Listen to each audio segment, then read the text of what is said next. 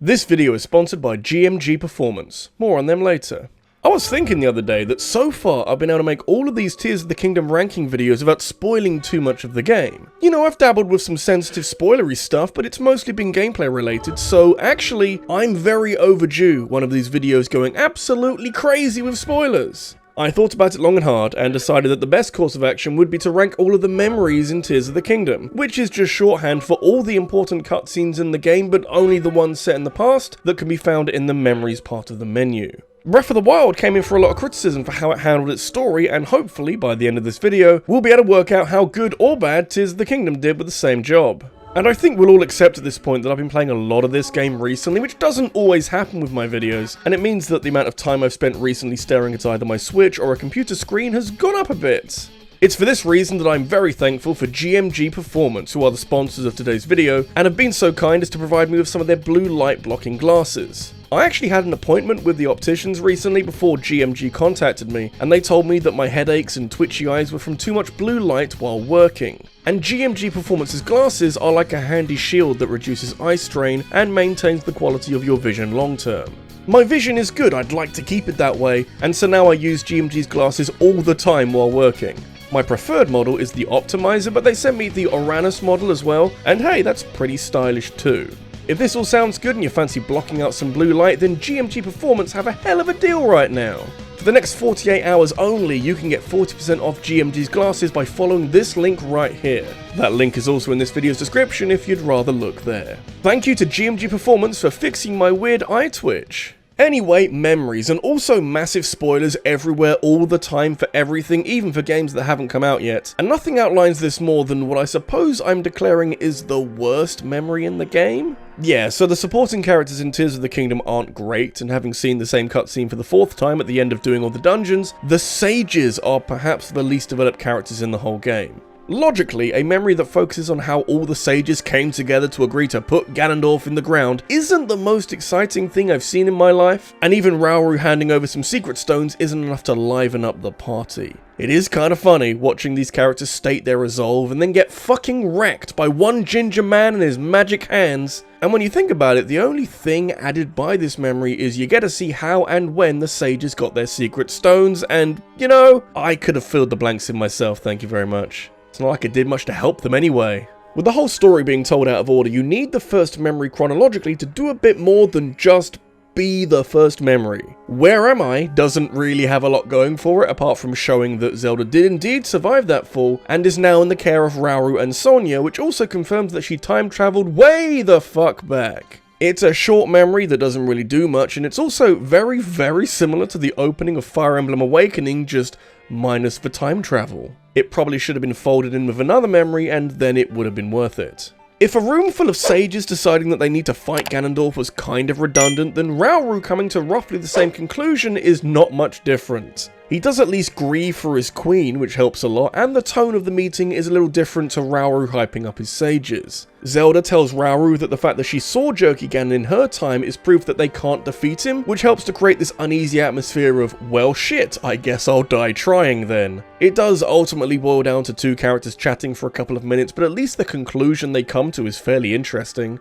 Leaving everything to Link seems risky though, that boy tends to get distracted. Listen, I don't hate cutscenes where it's just two people talking the whole time, but I do need them to have a little more something extra to them. Memory 8 is literally called Zelda and Sonia, which does very little to inspire any kind of confidence that, you know, things worth talking about are happening in this cutscene, but I think you can glean quite a bit from it. The main draw is actually more of a red herring, since Zelda and Sonia talk a lot about how recall works, which you can see is either Zelda trying to hone this power, or trying to work out how to use it to get home. It's more of a character building cutscene than anything that moves the plot forward, but you can see it as the last time that Zelda and Sonia share any kind of significant moment before Ganondorf ruins everyone's day. So is it here to evoke some kind of reaction from the player when Ganon kills Sonia? Yeah, just a bit.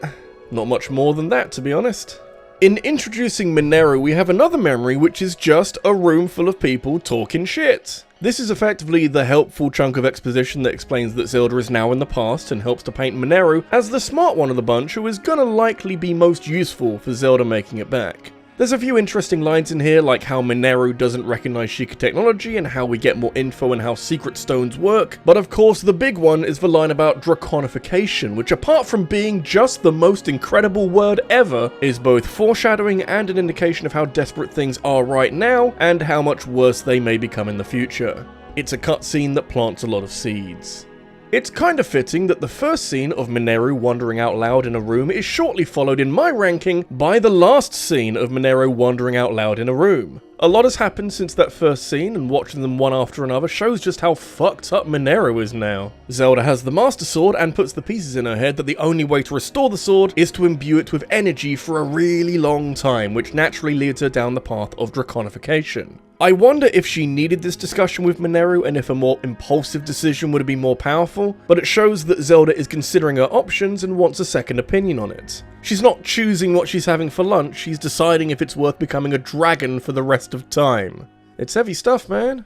Hey guys, real quick, my channel has been approved for YouTube memberships now, so if you fancy supporting my channel more directly, you can become a member for as little as £1 a month and gain access to some nifty perks, as well as being featured on my channel page. Hit the join button below this video if that sounds cool to you. Thank you, and let's get back to the video.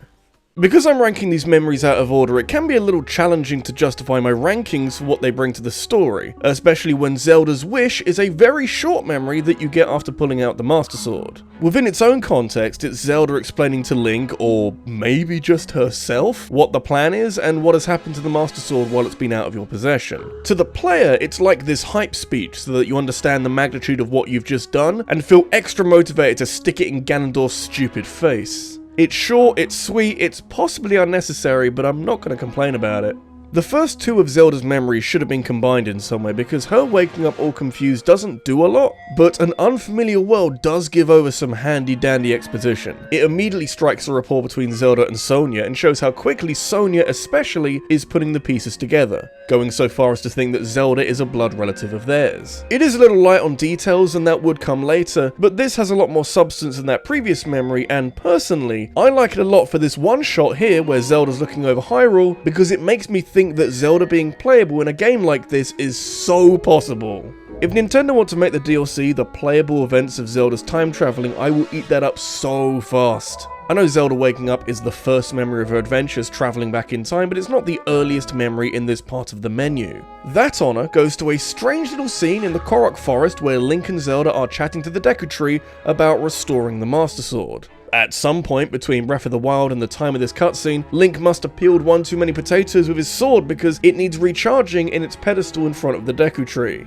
It is hilarious how easily Link pulls the Master Sword after all the effort required in Breath of the Wild, but the main purpose of this cutscene is to highlight how the Master Sword heals itself and grows stronger given enough time. It's a weird scene that only seems to be here to throw this detail into the story, but I appreciate what it's trying to do at least. Here's a potentially unsurprising revelation for you. Any scene or memory is automatically made better by Ganondorf being in it. And given that we're about halfway through and this is the first time he's turned up, you can work out what the rest of the video is full of. I think the best place to start is with the Demon King's army, which is the brief cutscene that plays when wrinkly Ganon wants to remind everyone how cool he used to be. It's a hell of a spectacle seeing G-Money summon all these monsters, and even more so when you notice his awesome horse and see Hinox is running fast enough to keep up. But this is all show and very little go.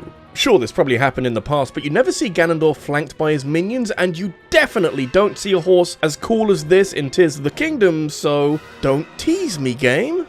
The way in which events line up at the end of the Sky Islands tutorial and the A Master Sword in Time memory makes me a very happy little boy. You bust open that door and come to this fancy altar, at which point the Master Sword is teleported through time so that Zelda can have it thousands of years prior.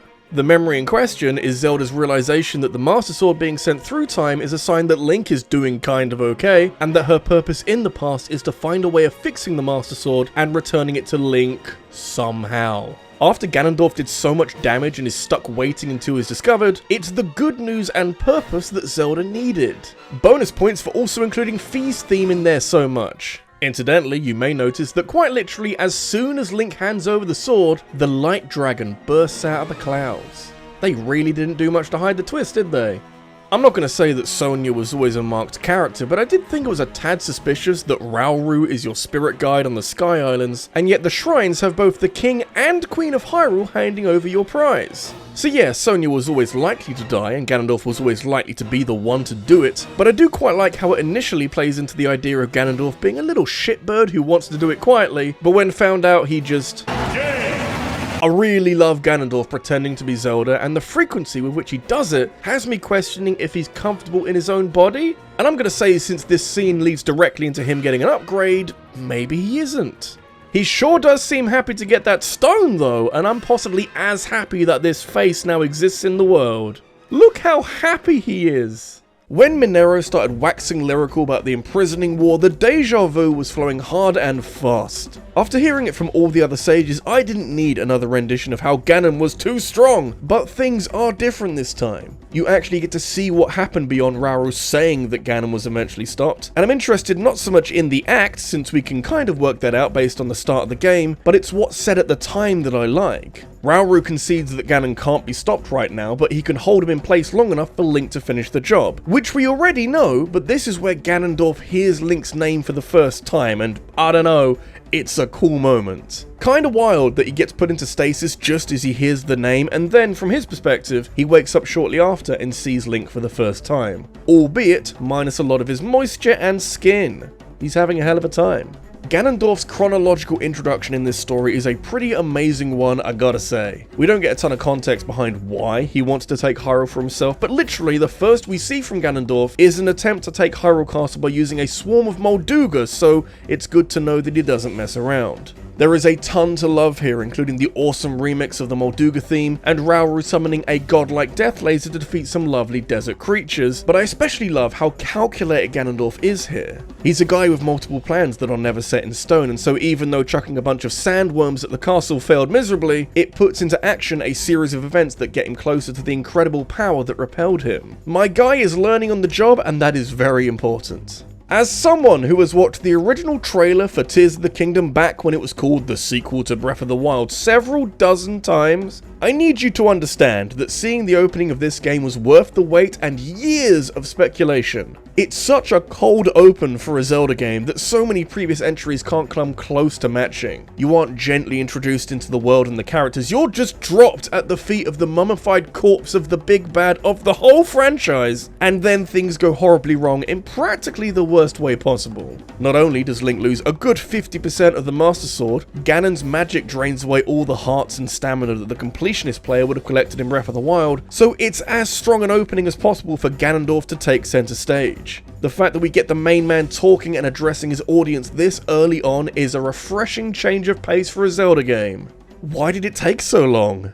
I've heard a lot of people say that they want Ocarina of Time remade with a fresh perspective given to cutscenes and key story moments, and while that may well happen in the future, for now we have Tears of the Kingdom showing us a more detailed version of Ganondorf groveling to the King of Hyrule. A show of fealty not only taught me what fealty means, but it's a rare cutscene where Ganondorf isn't strutting his stuff and is actually chilling the fuck out and talking to someone fairly normally. I mean, it isn't that normal, since he's only showing fealty to cozy up to people who have secret stones, but we really don't get a lot of Ganondorf being all conniving and manipulative. He's not subtle about it either, but it falls on very large deaf ears, and Rauru's like, yeah, he's evil, but I want to keep an eye on him.